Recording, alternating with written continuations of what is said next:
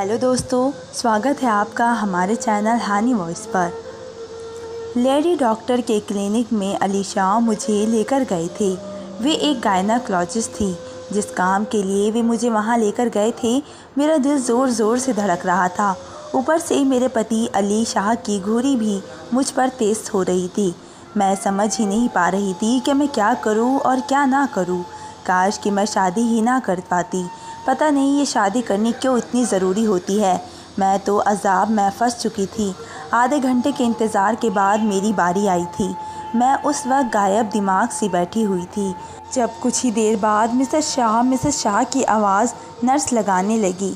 मेरा तो दिमाग अपनी गुज़िश्ता 6 माह की ज़िंदगी में गिर्द ही घूम रहा था। तीसरी बार जब उसने अनाउंस किया तो मर्दों की कुर्सियाँ से उठकर मैं अली शाह के पास आया। मेरा हाथ पकड़कर झनक दिया। कहने लगा, बहरी हो गई हो तुम? कब से वे तुम्हें कॉल कर रही है, तुम जा क्यों नहीं रही हो? मैं बुरी तरह से चौंकी थी। मैंने कहा, अच्छा आ गई मेरी बारी? कहने लगा, हाँ आ गई, चलो जाओ। मैं फ़ौरन से खड़ी हो गई। इससे पहले कि मैं डॉक्टर के कमरे में जाती, अली ने मुझे अपने पास बुला लिया और मेरे कान में सरगोश करने लगा। देखो, सारी बात लेडी डॉक्टर को बताना, कुछ भी छुपाने की ज़रूरत नहीं है और इस मसले का जल्द ही हल निकलेगा, समझी ना? बड़ा सख्त लहजा था उसका। मैंने बहुत ही मुश्किल से ही अपना थूक निकला और ख़ुद ही अंदर जाने के लिए तैयार किया। जैसे ही डॉक्टर के कमरे के पास पहुंची, नर्स मुझे बुरी तरह से घूर रही थी। कहने लगी, कितनी आवाज़ें दी हैं मैंने आपको, सुनाई नहीं देता क्या? जल्दी जाए, डॉक्टर के पास इतना टाइम नहीं होता कि वे मरीज़ों का इंतज़ार कर सके। मैं जल्दी से कमरे के सामने एक उधेड़ उम्र लेडी गले में स्टेप थोक लगाए बैठी थी। मैं उसके सामने कुर्सी पर जाकर बैठ गई। कहने लगी, जी बीबी, क्या नाम है आपका? मैंने कहा, मेरा नाम लाइबा शाह है। तो कहने लगी, जी कहिए, क्या मसला है?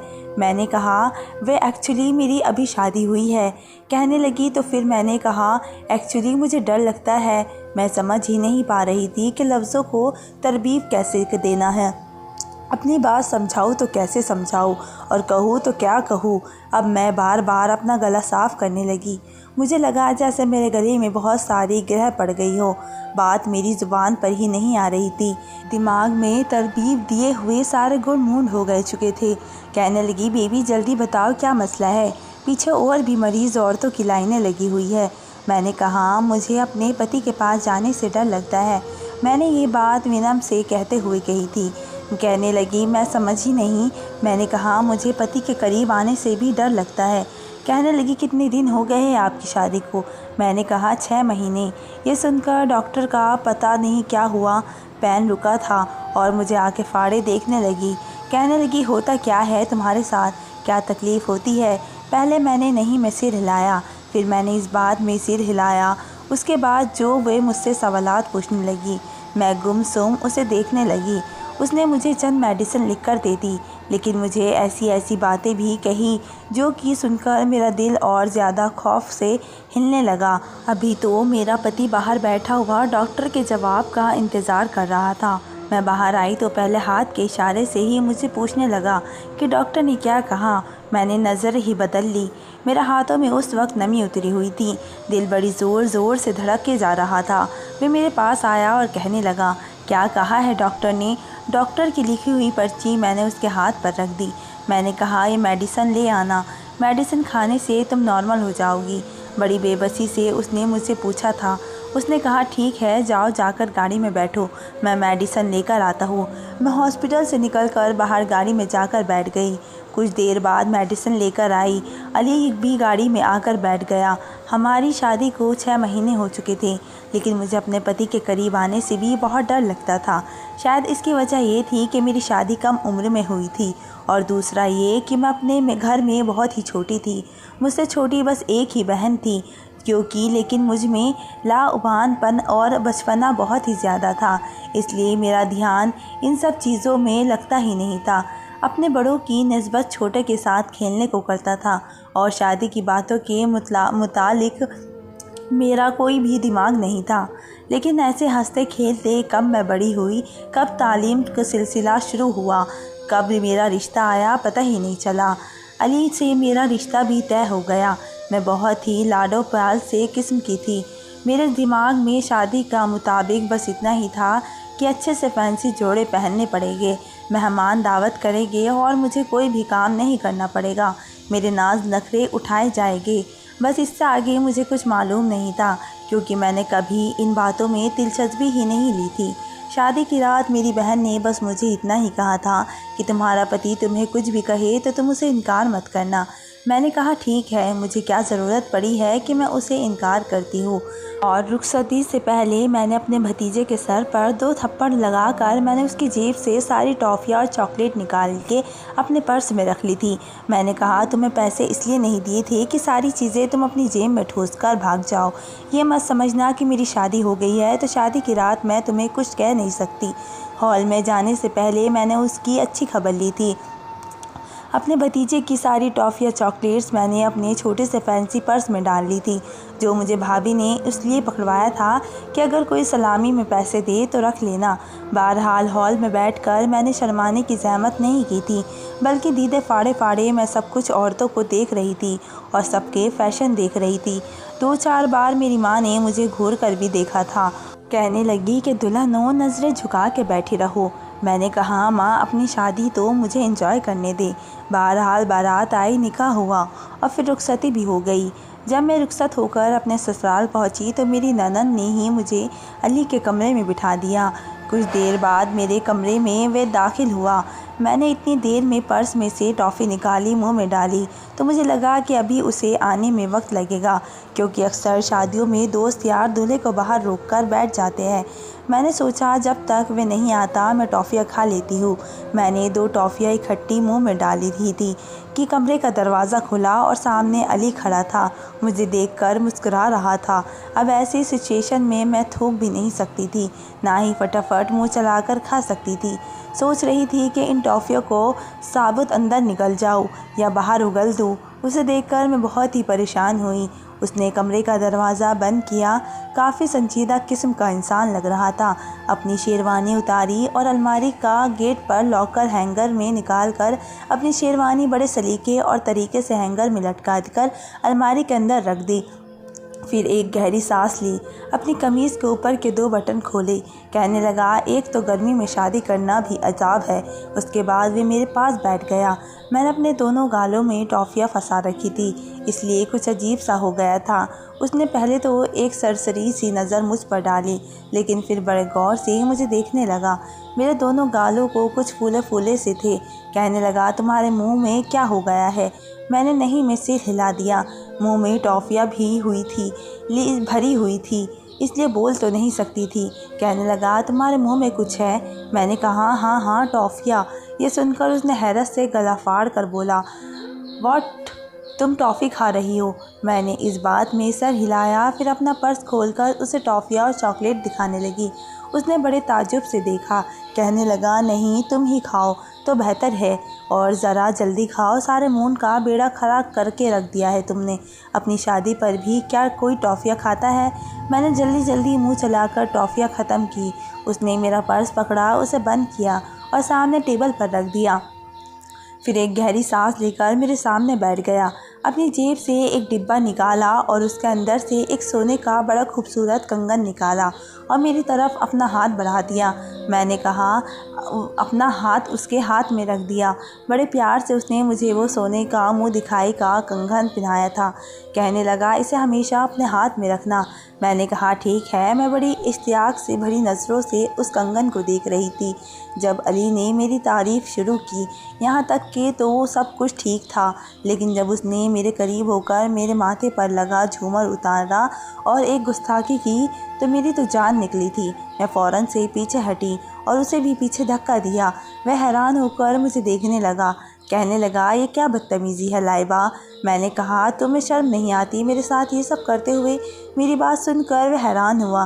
कहने लगा बीवी के साथ तो सब कुछ जायज़ होता है, तुम्हारे साथ भी शर्म करूँगा तो फिर ये सब किसके साथ करूँगा?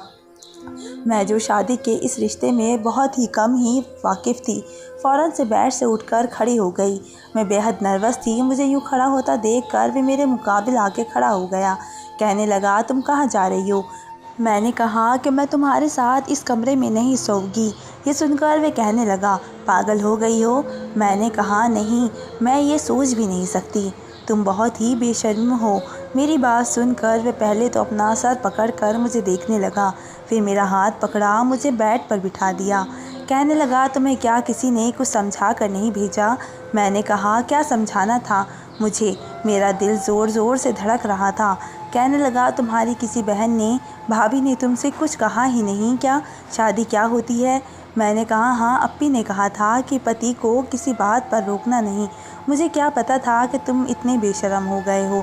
देखो, खबरदार, जो तुमने मेरे साथ दोबारा ऐसी कोई भी हरकत की तो उसने गहरी सांस ली। कहने लगा, इधर बैठो मेरे पास। जैसे ही वे मेरे कुछ करीब हुआ, मैं फ़ौरन से पीछे हट गई। मैंने कहा कि फ़ासला रख कर बैठो तो बात सुनोगी, वरना कमरे से बाहर जाकर सबको बता दोगी कि तुमने मेरे साथ क्या किया है। ये सुनकर तो उसकी हवाइयाँ उड़ी थी। कहने लगा, अच्छा नहीं, तुम्हारे पास लेकर देखो, मेरी बात सुनो। फिर कहने लगा, निकाह करने का मकसद यही होता है कि बीवी अपने पति को उसके किसी अमल से रोक नहीं सकती। मैंने कहा, पति चाहे जो मर्ज़ी बेशर्मी करता रहे। नहीं भाई, मैं तो तुम्हें ज़रूर रोकूंगी, मुझे बहुत ही डर लग रहा है। कहने लगा, ठीक है, मैं तुम्हें आज रात कुछ नहीं कहता, लेकिन प्लीज़ कल अपनी आपी से पूछ लेना कि शादी क्या होती है। अब रोज़ रोज़ मैं सब्र का इम्तिहान तो नहीं दूंगा। मैं तो उसकी बात ही समझ नहीं पा रही थी। बहरहाल मैंने अपनी ज्वेलरी खुद उतारी, अपना लिबास बदला और जब सोने के लिए आई तो वह बेड पर ही लेटा हुआ था। मैंने कहा, ज़रा दूर हटो, क्या पूरे बेड पर तुम फैल के लेटे तो मैं कहाँ सोऊंगी? मेरी बात सुनकर वह मुझे फिर से हैरान नज़रों से देख रहा था। कहने लगा, तुम बेड पर ही सोओगी? मैंने कहा, और तो मैंने कहा, सोना है, बड़ी खुशी से। उसने मुझे जगह दी और बल्कि मेरा तकिया भी उसने अपने तकिए के साथ बिल्कुल लगा के रखा था, लेकिन मैंने उसे घूर कर देखा। फिर उठकर सोफ़े के पास आ गई। सोफ़े पर छोटी छोटी गद्दियाँ रखी हुई थी। मैंने वे सारी गद्दियाँ उठाई और बेड के बीच में रख दी ताकि वे मेरे करीब ना आ सके, और फिर अपना तकिया साइड पर करके लेट गई। उसने एक गहरी नज़र मुझ पर डाली थी, फिर अपनी तरफ का लैम्प बंद कर दिया। सुबह उठी उसी ने मुझे जगाया था। कहने लगा, बेगम साहिबा, सुबह हो गई है, उठो उठो, जाकर नहाकर फैंसी जोड़ा पहन लो। ये ना हो कि दरवाज़ा खोलकर मेरी भाभी और बहनें और घर के तमाम लोग कमरे के अंदर दाखिल हो जाए। उसने कहा, मेरी बात सुनो, अगर मेरी भाभियाँ या मेरी बहनें तुमसे कुछ भी पूछे तो ज़रूरत नहीं है तुम्हें कुछ भी सच बताने की। ये कह देना कि सब कुछ ठीक है। मैंने कहा, ठीक है, कह दूँगी, लेकिन तुमने जो हरकत कल की थी ना, वो मत करना। मेरी बात सुनकर वे मेरे पास आ गया। मेरे बालों का जूड़ा उसने खोला। कहने लगा, वो तो बहुत ही अजीब था, और मैं तो आज इंतहा के मूड में हूँ। आज कोई ड्रामा नहीं देखूँगा तुम्हारा, समझी? ये कहकर वो वॉशरूम चला गया और मैं अंदर ही अंदर खौफ खाने लगी। रात को वलीमा था, इसलिए मुझसे ज़्यादा किसी ने भी सवाल जवाब नहीं किए थे। वलीमे पर जब हॉल में अली मेरे बराबर में बैठा था तो कैमरामैन ने उसे मुझसे और भी करीब होने के लिए कहा रहा था। जैसे ही उसने अपना हाथ फैलाकर मुझे अपने पहलू में ले लिया, मेरा दिल मुट्ठी में आया था। फिर मेरे कान के पास आकर कहने लगा, रात को भाभी तुम्हारे कमरे में आएगी तुम्हें कुछ अकल देने के लिए, इसलिए उनकी बातें अच्छी तरह जहन में बिठा लेना। पता नहीं क्यों उसकी बेताब नज़रें बेबाब अंदाज देखकर मुझे खतरे की घंटियां सुनाई दे रही थी। वलीमे की रात जब मैं कमरे में थी तो कुछ ही देर के बाद अली शाह की भाभी कमरे में आई, मेरे पास आकर बैठ गई। मैं बेहद नर्वस थी। कहने लगी, लाइबा, क्या बात है? तुमने कल रात अली को ठीक से डील नहीं किया। मैंने कहा, मैंने उसे कुछ नहीं कहा। वे कहने लगी, तो फिर वे मुझसे ये क्यों कह रहा है कि अपनी देवरानी को कुछ अकल दे दो, उसे कुछ भी पता नहीं है। मैंने कहा, झूठ बोल रहा होगा आपसे। वे कहने लगी, ये तो बहुत ही बुरी बात है। मैंने कहा, आपसे मजाक किया होगा, मैं नहीं चाहती कि वे मुझे गलत समझे। उसकी भाभी कहने लगी, कोई प्रॉब्लम हो तो मुझसे डिस्कस कर लेना। मैंने कहा, जी ठीक है। कुछ देर बाद वे मेरे पास बैठकर कमरे से बाहर निकल गई। कुछ देर के बाद अली कमरे में दाखिल हुआ, कमरा बंद किया, अपना आरामदायक लिबास पहना, खुद परफ्यूम पर स्प्रे किया। चेहरे पर बड़ी ही दिल फरेब मुस्कुराहट सजा कर बेड पर मेरे पास बैठ गया। कहने लगा, भाभी की बातें कुछ समझ आई तुम्हें? मैंने इस बात पर सिर हिला दिया और कहने लगा, गुड। मैं खुद को अंदर ही अंदर बहुत ही समझाने की कोशिश कर रही थी कि आज उसे किसी बात पर रोकूंगी नहीं। आखिर जिसकी भी शादी हो ये सब उसके साथ होता ही होगा। बहुत ही समझा रही थी खुद को, लेकिन दिल था कि किसी बेगाम घोड़े की मंदिर दौड़ रहा था। हाथों में तरी उतरने लगी, घबराहट सी होने लगी। वह जैसे ही मेरे करीब आया मैंने फिर से उसे खुद से पीछे कर दिया। इस बार वह मुझे गुस्से से देखने लगा। इससे पहले कि कुछ कहता मैंने रोना शुरू कर दिया। मुझे यूँ रोता देखकर उसने अपना सर पकड़ा था। कहने लगा, यार लाइबा, खुदा के लिए पहले तो ये रोना बंद करो। मैंने कहा, पहले तुम वादा करो कि मुझे कुछ नहीं कहोगे और ना ही मेरे पास आओगे। वे कहने लगा, इस बात से क्या मतलब है यार तुम्हारा लाइबा? क्यों नहीं आओगा पास? शादी किस लिए की है मैंने तुमसे? फिर मुझे कुछ देर गुस्से से देखता रहा। मैं रोई जा रही थी। कहने लगा, अच्छा बताओ किस बात की टेंशन है तुम्हें? मैंने कहा, मुझे पता नहीं क्यों डर लग रहा है। वे कहने लगा, कुछ नहीं है। और तुम यूँ अब डरना बंद करो, रोना बंद करो। सारा मेकअप रोने से ख़राब हो चुका है। बड़ी मुश्किल से मैं चुप हुई। कहने लगा, जाओ मुंह हाथ धोकर चेंज करके आओ। मैं कपड़े तब्दील करके आ गई। उसने मुझे अपने पास बिठाया। फिर उसने बड़े प्यार से मुझे समझाना शुरू किया। कहने लगा कि निकाह के हिसाब से कबूल का मकसद यही होता है कि मियाँ बीवी एक दूसरे के लिए बिल्कुल हलाल और जायज़ है। कहने लगा कि लाइट जलती रहने दूँ या बंद कर दूँ? मैंने कहा, बंद कर दो। उसने लाइट बंद की। मैंने खुलकर सांस लिया। चलो ये बात ख़त्म हुई। मैं सोने के लिए बेड पर लेट गई। कुछ ही देर बाद मुझे अपने आप किसी के हिसार में महसूस होने लगा। मैं अगला सांस लेना भूल गई, लेकिन चुप रही। मगर जब उस शख्स की गुस्ताखियाँ बढ़ने लगी तो मैंने चिल्लाना शुरू कर दिया। एकदम से उसने मेरे मुंह पर हाथ रखा था। कहने लगा, पागल हो गई हो? आवाज़ बाहर जाएगी। क्यों सबके सामने मेरा मजाक उड़वाना चाहती हो? लेकिन मैंने उसे खुद से दूर किया और रोने लगी। बहरहाल नतीजा ये निकला कि गुस्से से अली सोफ़े पर जाकर लेट गया। कुछ दिन ना तो उसने मुझसे बात की और ना ही मेरे पास आया। मैंने शुक्र किया कि अच्छा हुआ बला टली, लेकिन जैसे ही शादी पर आने वाले मेहमान अपने घरों को सुधारे गए, वे मुझसे बार बार इसी बात का एहसास करने लगे। मैं रोना धोना मचा देती। वे कभी मुझ पर गुस्सा करता तो कभी नाराज़ हो जाता, कभी मुझे समझाने लगता। अब ये भी नहीं था कि मैं कोशिश नहीं करती थी, बहुत ही कोशिश करती थी कि मैं ये रिश्ता निभा सकूं, लेकिन मेरे इख्तियार में नहीं था। जैसे ही शाम के अंधेरे गहरे होने लगते, मेरे दिल की रफ्तार बढ़ने लगती कि अब कुछ ही देर में अली अपने ऑफिस से वापस आ जाएंगे। फिर सब मिलकर खाना खाएंगे और उसके बाद कुछ ही देर तक सब अपने कमरों में चले जाएंगे और अली भी कमरे में आ जाएंगे। ये सोच मेरे अंदर ही अंदर जान निकालती रहती थी। और आज तो वे ऑफिस जाने से पहले मुझे लास्ट वार्निंग देकर गए थे। कहने लगे, लाइबा, अगर आज तुम बेहोश भी हो गई तब बेहोश में आने के बाद मैं तुमसे अपना हक वसूल ज़रूर करूँगा। मैं बेहद परेशान थी। मेरी जिठानी कहने लगी, लाइबा, तुम ऐसा करो, तुम रोटी बना लो। मैं रोटियां बनाने लगी, लेकिन ध्यान उसी तरफ था कि अली आज बहुत ही गुस्से में थे। मेरा आंसू आज उस पर असर नहीं करेंगे। मेरी जान निकली जा रही थी। सब लोग अपने अपने कामों में से लौट आए। अली अभी भी गुस्से में थे। खाना भी उसने ठीक से नहीं खाया था। जल्दी से खाया और कमरे में भी चल दिए और मैं जानबूझकर अपनी जिठानी के पास बैठी इधर उधर की बातें करती रही ताकि वक्त गुजर जाए और जब मैं कमरे में जाऊं तो अली सो चुके हो। रात के 1 बजे तक मैं कमरे में नहीं गई। सब अपने अपने कमरों में जाकर सो गए, लेकिन मैं सहन में टहल रही थी। 1 बजे जब मैं कमरे में गई तो लाइट ऑफ थी। अली सो चुके थे। मैंने शुक्र किया और बेड की दूसरी तरफ जाकर लेट गई। जैसे ही मैंने आंखें बंद की, अली के सांसों की गर्माहट महसूस करके मेरी आंखें खुली। मैं बोली, वे मेरे बेहद ही करीब थे। मुझे और पता कुछ भी नहीं सूझी। मैंने कहा, अली, मेरे पेट पे बहुत ही दर्द हो रहा है, पता नहीं क्यों। तो कहने लगा, अभी तुम्हारे सर में भी दर्द होगा। और उसके बाद न जाने और क्या क्या होगा। लाइबा, आज मैं तुम्हारी एक नहीं सुनूंगा। इससे पहले कि मैं चिल्लाने की कोशिश करती, उसने मेरे मुंह पर हाथ रख दिया। हाथ इस कदर ज़ोर से रखा कि मैं सांस भी नहीं ले पा रही थी। मैंने बहुत ही चाहा कि मेरा मुंह उसके हाथ से आज़ाद हो जाए, लेकिन नहीं हुआ। नतीजा ये निकला कि मैं बेहोश हो गई। ठंडे पानी की छींटे से मुझे होश में आई थी। मैंने आंखें खोलकर देखा तो अली बेहद ही परेशान और बदहवास सा मेरे पास बैठा मुझ पर ठंडे पानी की छींटे मार रहा था। मुझे होश में देखकर कहने लगा, तुम्हारा कुछ नहीं हो सकता। पता नहीं तुम मुझे परेशान करने के लिए मेरी ज़िंदगी में आई हो। मैंने कहा, मैं खुद भी तंग आ चुकी हूँ। ऐसा करो, मुझे किसी डॉक्टर के पास ले जाओ। वे कहने लगा, मुझे भी यही लग रहा है। शायद तुम्हें किसी डॉक्टर के पास जाने की ज़रूरत है और उसे समझाने से ही तुम्हें अकल आ जाए। पहले एक डॉक्टर, फिर दूसरी और ये अब तीसरी वे मुझे मेडिसिन लिखकर दे देती।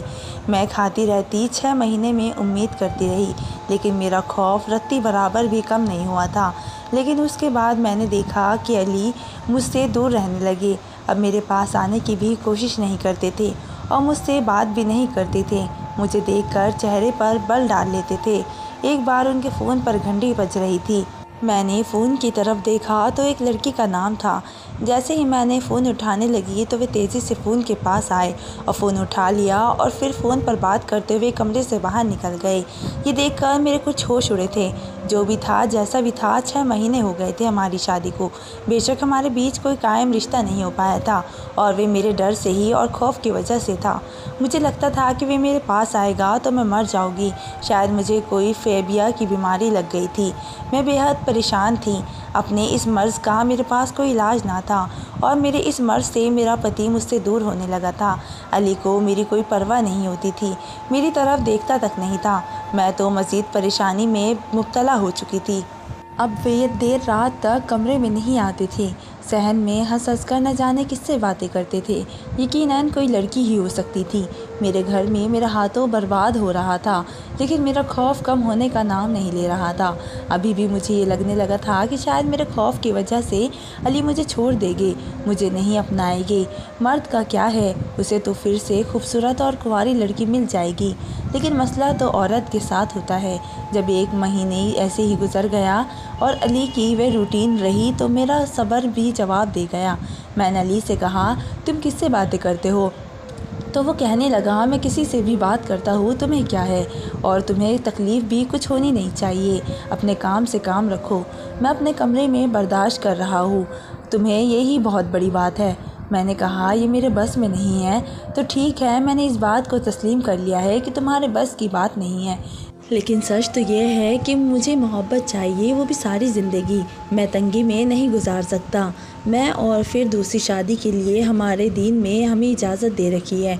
ये सुनकर मेरे होश उड़ने लगे, मेरी आंखों से मोटे मोटे आंसू बहने लगे। मैंने कहा, ठीक है, तुम दूसरी शादी करोगे? कहने लगा, मजबूरी है, करनी पड़ेगी। देखो, मैं तुम्हारे साथ ज़बरदस्ती नहीं कर सकता, ये मेरे मिजाज के ख़िलाफ़ है। तुम बहुत ही शोर मचाती हो, तुम कोशिश ही नहीं करती कि हमारे बीच में सब कुछ ठीक हो जाए। देखो, मैं एक मर्द हूँ, अपने जज्बात को दबा नहीं सकता। मैंने कहा, मैंने बहुत ही कोशिश की है, मैं सच कह रही हूँ। कहने लगा, हाँ, मैंने कभी इनकार नहीं किया, लेकिन तुम्हारे बस में नहीं है ना, इसलिए मैं तुम्हें मजबूर नहीं कर रहा। लेकिन ये सच है, मैं अब शादी के बगैर नहीं रह सकता। मुझे एक बीवी चाहिए, उसकी संगत चाहिए, उसकी मोहब्बत चाहिए, जो तुम मुझे नहीं दे सकती, क्योंकि तुम्हारे बस में नहीं है। तुम बेफिक्र रहो, मैं तुम्हें अपने निकाह में रखूँगा। तुम्हें एक कमरा अलग से मिलेगा, वहाँ तुम सुकून से रह सकती हो। तुम्हारी सारी ज़रूरतें पूरी करूँगा। लेकिन देखो ना, मेरे बारे में भी सोचो, मेरा भी तो कोई कसूर नहीं है ना। मैं सारी ज़िंदगी यूँ ही तो नहीं गुजार सकता। मुझे बीवी भी चाहिए और औलाद भी चाहिए। फिर कहने लगा, सारा मेरी बहुत ही अच्छी कॉलीग है, बहुत ही अच्छी लड़की है और बस गरीब घराने की है और गुर्बत की वजह से उसके पापा दहेज नहीं दे सकते, इस वजह से उसका कहीं रिश्ता नहीं हो रहा है। लेकिन मेरे पास सब कुछ है, इसलिए मैं सारा से निकाह कर लूँगा। ये सुनना था कि मेरी जान निकली थी। वे बहुत ही संजीदगी से कह रहे थे। उसके फ़ोन पर फिर से बेल बजने लगी। उसने फ़ोन उठाया तो कहने लगा, जाने मन, बस 2 मिनट। ये कहकर वे कमरे से बाहर निकल गए। सहन में जाकर हंसते हुए बातें करने लगे। मैं अपना सर पकड़ कर बैठ गई। ये तो मैंने ख्वाब में भी नहीं सोचा था। उन्हीं दिनों मेरी छोटी बहन की शादी हुई। मैं मायके आई हुई थी, मुझे भी बुला रहे थे। मैंने अली से कहा, मैं बस एक दिन के लिए मायके जाना चाहती हूँ। कहने लगा, शौक़ से जाओ, बेशक चाहे जितने दिन रह कर आओ, मुझे कोई फ़र्क नहीं पड़ता। उसकी बात सुनकर मैं किलस कर रह गई थी। मैंने कहा, आप मुझे मिस नहीं करोगे? तो कहने लगा, मिस किस बात पर करना? मैंने तो तुम्हारी कुर्बत को भी कभी महसूस ही नहीं किया, जो तुम्हारे दूर जाने से मुझे फ़र्क पड़े। जब चाहे जाओ, जब चाहे आओ। बल्कि अच्छा है तुम जाओगी तो मैं अपने कमरे में सुकून से सारा से बातें कर सकूँगा। उसकी बातें मेरा जी जलाने लगती है। यकीनन जाने रात को वह सोने नहीं देती, ऐसी बातें करती है मुझसे। मैंने कहा, ऐसा भी क्या कहती है? मेरे करीब आकर कहने लगा, जो तुम मुझे नहीं कहती, जो तुम्हें बदतमीज़ी लगती है, बेशर्मी लगती है, वही बातें वह करती है मेरे से। मैंने कहा, आपको शर्म नहीं आती एक गैर औरत से ऐसी बातें सुनते हुए? तो कहने लगा, जब बीवी नहीं करेगी तो फिर दूसरों से तो बातें सुननी पड़ेगी ना। क्या करूँ, अब वैसे भी मैं बहुत ही जल्द उससे शादी करने वाला हूँ। उसके बगैर रहा नहीं जाता मुझसे। मैंने अपनी आंखों से आंसू बहने दिए। अपना सामान बांध कर मायके चली आई। मेरी छोटी बहन के चेहरे पर खुशियों के अजीब से रंग थे। वे इतनी खुश थी कि जिसकी कोई हद नहीं थी। उसका चेहरा, उसका हर अंदाज़ा, उसकी खुशी उसके मुंह से झलक रही थी। वे मेरे पास बैठ गई और बातें करने लगी। कहने लगी, अप्पी फ़हद बहुत ही अच्छे हैं। मुझसे ये बातें करते हैं, मुझे ये कहते हैं तुम बहुत ही मोहब्बत करते हो। फिर अपनी हनीमून की तस्वीरें दिखाने लगी, जिनमें वह अपने पति के साथ थी और बातें कर रही थी। एक साथ लग कर खड़ी थी। उसके शौहर ने भी हाथ फैला लाकर उसके अपने पहलू में लगा रखा था। मैंने कहा, तुम्हें कभी अपने पति से डर नहीं लगा? कभी इससे रिश्ते से खौफ नहीं आया? तो कहने लगी, कैसा डर, कौन सा खौफ? लेकिन ये तो एक पति पत्नी का रिश्ता है। हाँ, शुरू में मुश्किलात पेश आती है, लेकिन बाद में मुश्किल के बाद वैसे भी आसानी है, बल्कि खुशियाँ हैं। आपको मैं बता नहीं सकती मैं किस कदर खुश हूँ। अभी मैं एक दिन के लिए यहाँ आई हूँ। उसने मुझे 10 फ़ोन कर दिए है। कहता है तुम्हारे बगैर नींद नहीं आती, कमरा खाली लग रहा है, कुछ भी अच्छा नहीं लगता। वे तो सुबह मुझे लेने आ जाएंगे। उसकी बात सुनकर मुझे अपने आप बहुत ही छोटा सा लगने लगा था। मैंने खुद से अलीस को फ़ोन किया, लेकिन फ़ोन इंगेज था। अगले रोज़ मैं खुद ही अपने घर चली आई। अली मुझे अचानक से देखकर कहने लगी, तुम इतनी जल्दी क्यों वापस आ गई? थोड़े दिन रह लेती ना वहाँ पर। मैंने कहा, मुझे नहीं रहना वहाँ। बड़े गुस्से से ये कहते हुए मैं अपने कमरे में आ गई। अली ऑफिस जा चुके थे। रात को जब वे आए तो मैंने बहुत ही खूबसूरत सा लिबास पहन रखा था। तैयार भी मैं बहुत ही अच्छी हुई थी। बाल भी खुले छोड़ रखे थे, वरना उसको देखते ही मैं खुद को सादा सा बना लेती थी। कभी कभी तो सर बांध के बैठ जाती थी ताकि वे मेरे पास ही ना आए। लेकिन बात दूसरी औरत की थी। मैं किसी भी दूसरी औरत को बर्दाश्त नहीं कर सकती थी, इसलिए सोच चुकी थी कि बाकी की हर तकलीफ़ सह लूँगी। रात को जब अली कमरे में आए तो मुझे देखकर हैरान हुए। फ़ोन पर बात करते हुए वे अंदर दाखिल हुए, लेकिन मुझे देखकर शायद वे बात करना भूल गए। कहने लगा, मैं कुछ देर बाद कॉल करता हूँ। ये कहकर उसने फ़ोन बंद कर दिया। मुझसे कहने लगी, क्या बात है, तैयार क्यों हो रही हो, कहीं जा रही हो? मैं अपने दोनों हाथ उसके गले में डालकर उसके साथ लग गई। इससे पहले कि मैं उससे कुछ कहती, उसने फ़ौरन से मेरा हाथ अपने गले से पीछे किए, खुद भी मुझसे पीछे हट गया। मुझे हैरत का झटका लगा था। वे तो मेरी कुर्बत का मातम नहीं रहता था, फिर मुझे खुद से दूर कैसे कर सकता था? मैंने कहा, क्या अब मैं इतनी बुरी लगने लगी हूँ कि मुझे पीछे झटक देते हो?